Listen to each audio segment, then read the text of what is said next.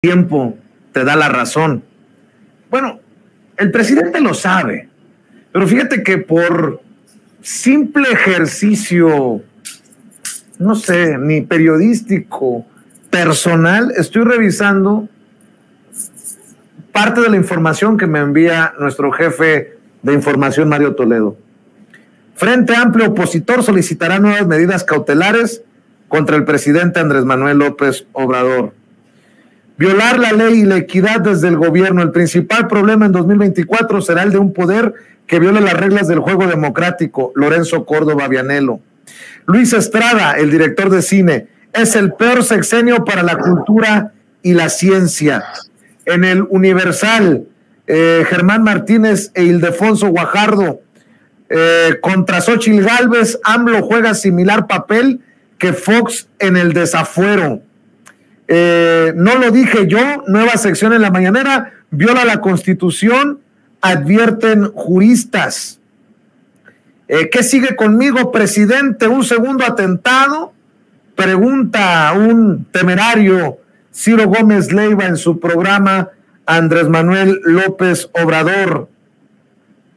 Y si me sigo, Nancy, te digo, qué rápido el tiempo te da la razón. No ha pasado ni una semana de tus planteamientos y esto nada más se va sumando diariamente. Si hiciéramos carpetas ya tuviéramos una montaña de esta cobertura, pues que le ha puesto muchos adjetivos el presidente. Y donde dejan de hablar de cosas importantes, Vicente, porque también en esta misma coyuntura, ¿por qué no empiezan a hablar de lo que corresponde al caso de Genaro García Luna? Porque volvemos a lo mismo. Marco Cortés va a esta Corte Penal Internacional, creo que es a donde dijiste que van. La Corte Interamericana de Derechos Humanos. Perdón, la Corte Interamericana de Derechos Humanos. Va ahí a quejarse, pero no va ahí a quejarse de lo que pasó en el sexenio de Calderón, cuando ellos son los principales responsables, porque no hay que olvidar que este personaje estuvo enquistado en los gobiernos panistas. Genaro García Luna fue el brazo derecho de Felipe Calderón en esa atrocidad que fue su sexenio, un sexenio criminal que condujo a la violencia que ahora estamos padeciendo. Y no hablan de eso, ¿no? O sea, no hablan del origen, porque ellos todo el tiempo nos están diciendo, ay, ya chole con el pasado. No, ya chole con el pasado, no. La única forma de entender nuestro presente es revisar qué es el pasado, cómo nos fue en el pasado.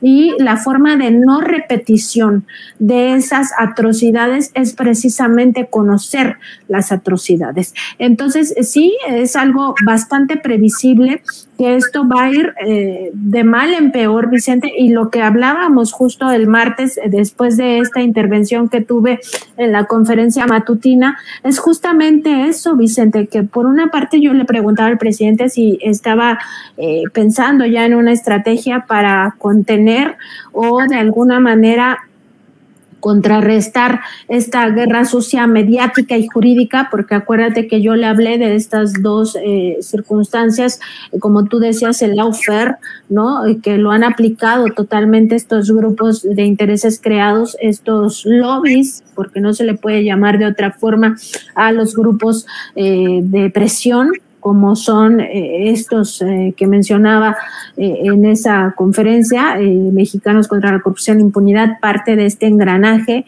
también los medios de comunicación, también portales como Latinus, etcétera. Esta guerra sucia pues sí va a ir creciendo, y él me decía que la estrategia es seguir informando en la mañanera, y al mismo tiempo le preguntaba si no se violaban sus derechos humanos, y también, o si él consideraba que se violaban sus derechos humanos, y si también pues estaba considerando pues ya empezar con alguna estrategia legal para corregir esta violación, en todo caso, de los derechos humanos de él y del pueblo de México, a estar informados, pues por justo esto que se viene, ¿no? Y que seguramente otros actores, como ya ocurrió con Santiago Krill, pues iban a pedir censurar al presidente para que no sea solo Xóchitl, sino que deje de hablar de todos. Y con eso tener el control nuevamente ese cerco mediático que ahora sí les funcione, porque hasta ahora no les ha funcionado precisamente porque existe la conferencia matutina. Y yo ya no tuve tiempo de recordarle al presidente pues las otras estrategias que habían estado desarrollando contra esa conferencia, incluido esta demanda que hizo Mexicanos contra la Corrupción e Impunidad ante el INAI para que censuraran al presidente y no hablara nunca más el presidente de Mexicanos contra la Corrupción e Impunidad. Hizo financiamiento desde Estados Unidos. Entonces no es la primera vez que van contra la conferencia mañanera y es el peligro, justo porque el presidente decía que esa es la principal estrategia, informar a través de la conferencia mañanera y también de estos actos públicos que tiene en plazas, no solo aquí en la Plaza de la Constitución, en el Zócalo capitalino, sino en otros lugares, ¿no? Reunirse con la gente.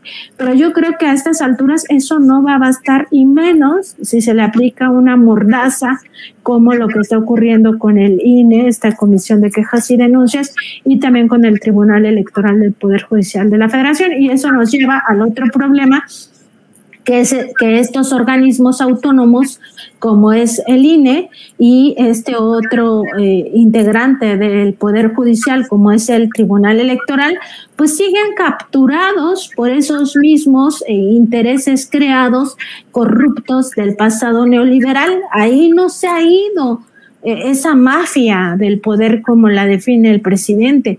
Entonces, contra eso hay que luchar en los próximos meses, contra esa desinformación, contra esas estrategias de noticias falsas que van a abundar. Y como tú bien dices, Vicente, pareciera que fue el martes y ya se súper aceleró para hoy, que es jueves, y ya no digamos la siguiente semana, quién sabe cómo vamos a tener la bola de nieve. Y esto que dices es muy real. Si lo estuviéramos imprimiendo, pues ya nos estaríamos enterrando a nosotros mismos en tanto papel, Vicente, y matando a tantos árboles, porque esto de verdad que va a ir creciendo de una forma terrible, y es algo que se ve venir, que ya estamos inmersos en eso y que hay que tener conciencia de que forma parte de la misma estrategia de la oposición para generar un escenario donde ellos digan que estamos peor que nunca.